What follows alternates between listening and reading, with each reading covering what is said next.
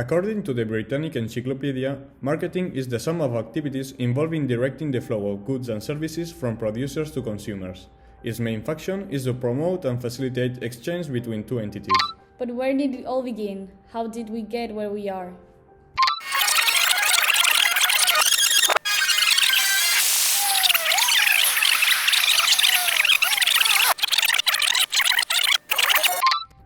All along history, humans have found various ways to reach the masses with our messages, even though we didn't name it as it is: marketing.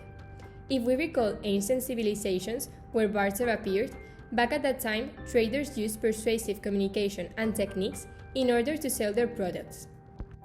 Then, the invention of the printing press in 1440 fine-tuned the concept as newspapers and started to appear. Afterwards, in 1730, with the publication of the Gentleman's Magazine, magazines became another milestone in the development of marketing. Finally, marketing took its final leap with the popularization of posters at the end of the 18th century.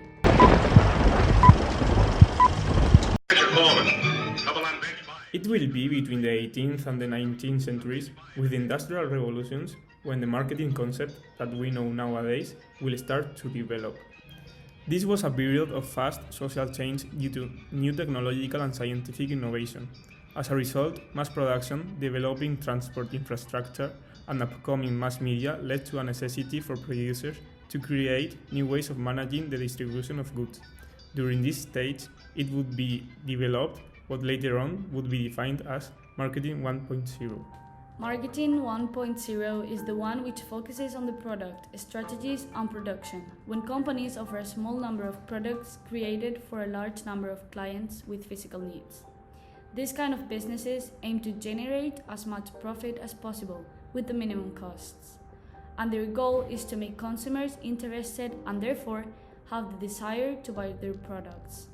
The reason for this is that during this time, goods were generally scarce, and producers sold almost all their production, as far as people could pay for them. To promote their products, companies use ATL, above-the-line advertising media, currently known as traditional methods, like the radio, TV, or prints, with the objective of increasing sales, developing a unidirectional marketing. The most emblematic and iconic example will be the Ford T strategy, designed by Henry Ford, which stated that any consumer can have a car painted any color that he wants as long as it is black. In the early 20th century, Philip Kotler, known as the father of modern marketing, would coin this first marketing methodology as Marketing 1.0.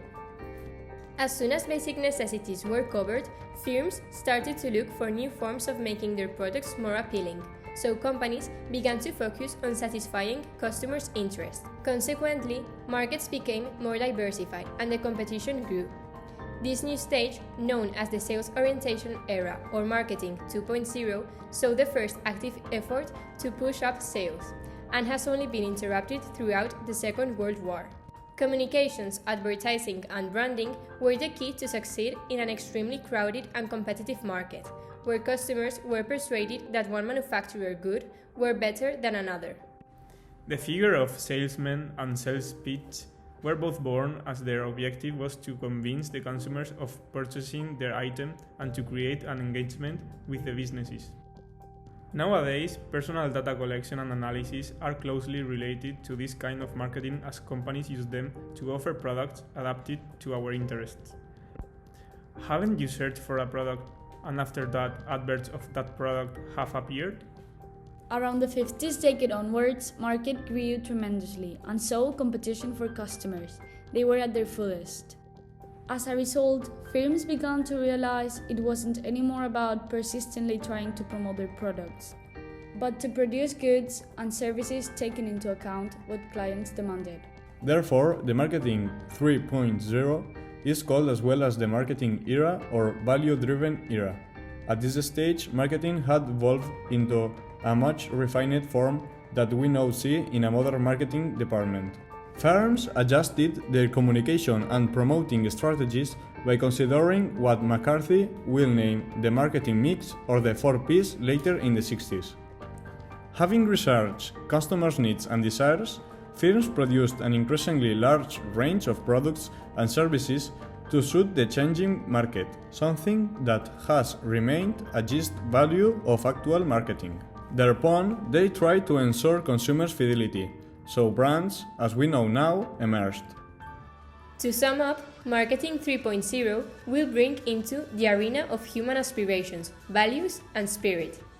Coca-Cola knows how to path to the heart of its consumers, showing that they want to create a better world, as we can see in the following advertisement. The aim was to link India and Pakistan, two countries naturally in conflict.